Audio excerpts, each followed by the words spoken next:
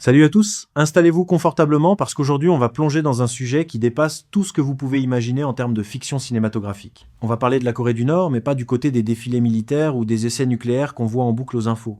Non, on va passer derrière le rideau de fer, là où les secrets sont si sombres qu'ils semblent irréels. On va parler de l'homme au centre de tout ça, Kim Jong-un, et de la réalité glaçante de ceux qui vivent dans son ombre. Je vous préviens, ce qu'on va explorer ensemble aujourd'hui, c'est un mélange de paranoïa extrême, de privilèges indécents et de destin brisé. C'est le genre de vidéo qui nous rappelle à quel point notre liberté est précieuse, alors restez bien avec moi jusqu'au bout, car chaque détail compte pour comprendre l'ampleur de ce système. On commence par quelque chose qui me révolte profondément à chaque fois que j'y pense, le sort des femmes soldats. Vous savez, en France, on a un certain regard sur l'armée, mais là-bas, c'est une toute autre dimension. Imaginez une jeune fille de 20 ans pleine de rêves, qui se voit arrachée à sa famille pour un service militaire obligatoire de 7 ans. 7 ans! C'est presque toute votre jeunesse qui s'envole sous l'uniforme. Entre 20 et 27 ans, pratiquement toutes les femmes du pays sont sous les drapeaux. Mais le plus terrifiant, c'est pas seulement la durée ou la rigueur de l'entraînement. C'est ce droit de cuissage moyenâgeux que s'octroie le leader. Selon les codes tacites et le pouvoir absolu en place, Kim Jong-un peut littéralement choisir n'importe quelle femme parmi ses rangs. On parle de milliers de jeunes femmes qui n'ont absolument aucun mot à dire, aucun droit de refuser. Leur volonté, leurs sentiments, leurs peurs, ça n'existe pas pour le régime. Elles sont traitées comme une propriété de l'État. C'est une violation des droits humains, d'une violence symbolique et physique inouïe. Mais tout cela est soigneusement masqué par la propagande qui montre des soldats souriants lors des parades. On se demande souvent comment un être humain peut supporter ça, mais quand la survie de votre famille dépend de votre silence, le choix n'en est pas un. En parlant de femmes dont le destin est lié au leader, il y a l'histoire de Seohyun Hang. Si vous suivez un peu la culture nord-coréenne, ce nom ne vous est peu être pas inconnu, ou du moins son visage. C'était une star, une violoncelliste de l'orchestre symphonique Unasu, l'élite de l'élite. Elle était le symbole de l'élégance et du talent à la nord-coréenne. Mais dans les couloirs de Pyongyang, les murmures disaient autre chose. Elle n'était pas qu'une artiste, elle était dans le cercle très restreint des confidents de Kim Jong-un. Imaginez la pression. Être la favorite d'un homme qui a le droit de vie ou de mort sur tout un peuple. C'est un privilège qui ressemble à une condamnation à mort suspendue.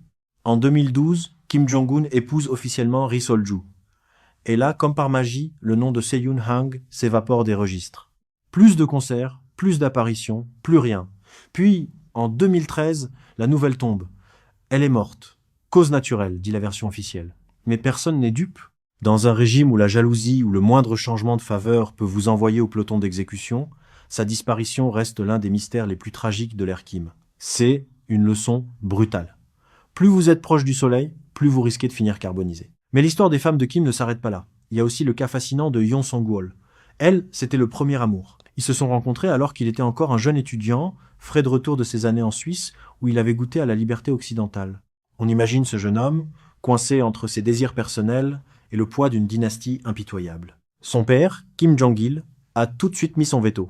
Une chanteuse pop? Pas question pour l'héritier du trône. Yeon Song-wol a disparu une première fois, marié de force à un officier pour l'éloigner du prince. On aurait pu croire que c'était fini. Mais dès que Kim Jong-un a pris le pouvoir en 2011, elle est réapparue sur le devant de la scène. Et c'est là que ça devient digne d'un thriller. En 2013, les médias internationaux annoncent son exécution publique pour avoir violé les lois sur la pornographie ou la loyauté. Le monde est sous le choc. Et puis, coup de théâtre en 2014, elle apparaît à la télévision, bien vivante, plus puissante que jamais. Aujourd'hui, elle siège au comité central. C'est elle qui gère l'image du leader, qui organise ses déplacements. Elle est passée de l'ombre de la mort à l'un des postes les plus influents du pays. Pourquoi ? Est-ce une preuve de loyauté absolue ou le signe que Kim Jong-un, malgré sa froideur apparente, est capable de sentiments profonds pour ceux qui ont marqué sa jeunesse? On ne le saura jamais vraiment, mais sa survie est une exception statistique dans ce pays. Maintenant, parlons de la première dame, Ri Sol-ju. C'est un personnage fascinant parce qu'elle a cassé les codes. Avant elle, les épouses des leaders restaient cachées, des fantômes. Kim Jong-un, lui, a décidé de la montrer, de lui donner un rôle de représentation, presque à l'occidentale. Mais ne vous y trompez pas, sa vie est une cage dorée avec des barreaux très épais. On l'a vu disparaître pendant des mois entiers, déclenchant les rumeurs les plus folles. Est-elle en disgrâce? Est-elle malade? On dit qu'elle subit une pression monumentale pour donner un héritier mâle à la dynastie. On pense qu'ils ont 3 enfants, mais le secret est tel qu'on ne connaît même pas leur nom officiel avec certitude. Et puis il y a la rivalité de l'ombre avec Kim Yo-jong, la sœur du leader.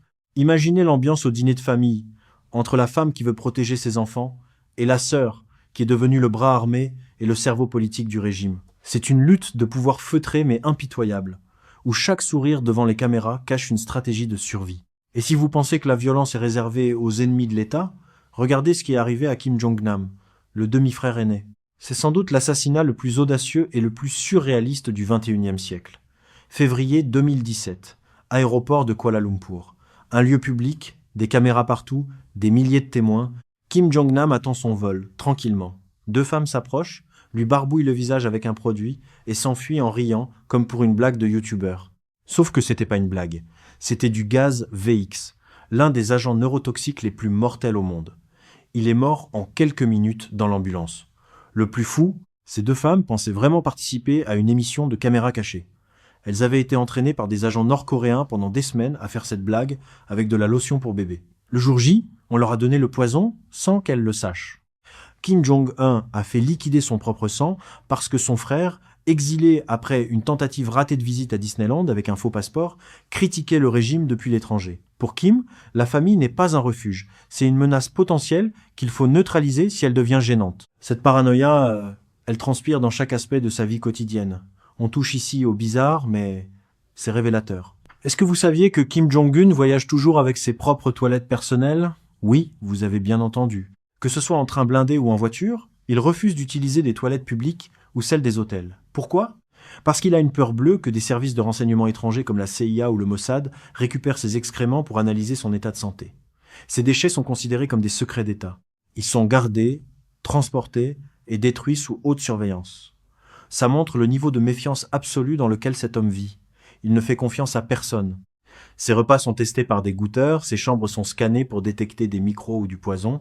Vivre comme un dieu vivant, ça signifie aussi vivre comme le prisonnier le plus surveillé au monde. Et cette paranoïa, il l'impose à tout le monde. Prenez la question du tabac, Kim est un gros fumeur, on le voit souvent une cigarette à la main sur les photos officielles, mais pour les hauts fonctionnaires, c'est une autre histoire. Il a interdit les cigarettes étrangères. Fumer une Marlboro en Corée du Nord, si vous êtes un officiel, c'est un acte de trahison. Ça veut dire que vous préférez le produit de l'impérialisme américain au produit national. C'est un test de loyauté permanent. Lui, par contre, il ne se prive pas de ses marques de luxe préférées. C'est le paradoxe permanent du régime. Faites ce que je dis, pas ce que je fais.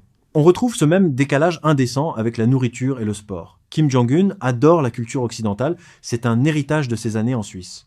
Il est fan de pizza. Il a carrément fait venir des chefs italiens à Pyongyang pour former ses propres cuisiniers et a envoyé ses chefs à Naples pour apprendre le secret de la pâte parfaite. Il y a des pizzerias à Pyongyang maintenant, mais une pizza coûte environ 15 $. Pour vous et moi, c'est le prix d'un resto rapide.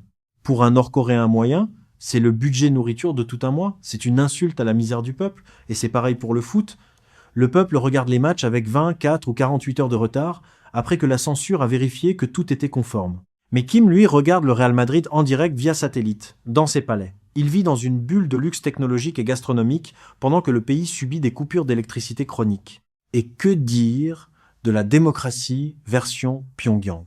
Les élections. C'est sans doute le moment le plus surréaliste de la vie politique là-bas. Tous les 5 ans, on demande aux gens de voter, mais il n'y a qu'un seul candidat sur le bulletin. Pas de choix, pas d'opposition. Voter est obligatoire, et ne pas se présenter est considéré comme un acte de rébellion passible de prison, ou pire. Le taux de participation est toujours de 99,9%.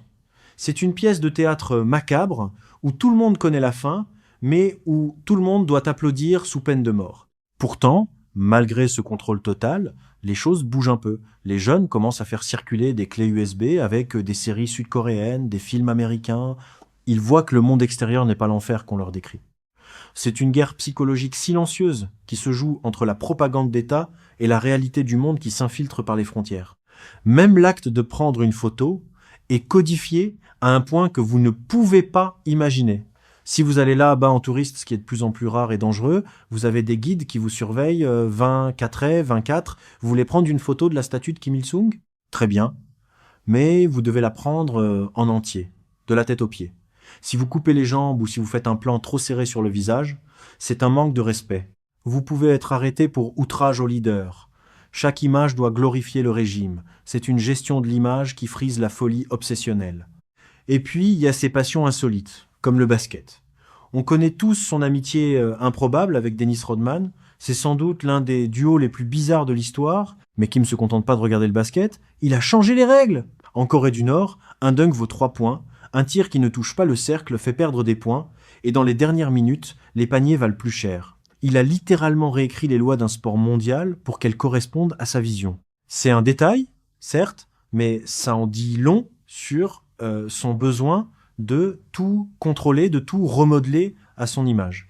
Enfin, terminons sur la question du logement, parce que c'est là qu'on voit le contrôle social le plus efficace. En France, on achète, on loue, on déménage. En Corée du Nord, la propriété privée n'existe pas. L'État vous donne un appartement, et cet appartement, c'est votre laisse. Si vous êtes loyal, si vous dénoncez vos voisins, si vous travaillez dur, vous aurez peu être un appartement avec l'eau courante et un peu de chauffage à Pyongyang. Si vous déplaisez au régime, on vous expédie dans une zone rurale délabrée où la survie est un combat quotidien.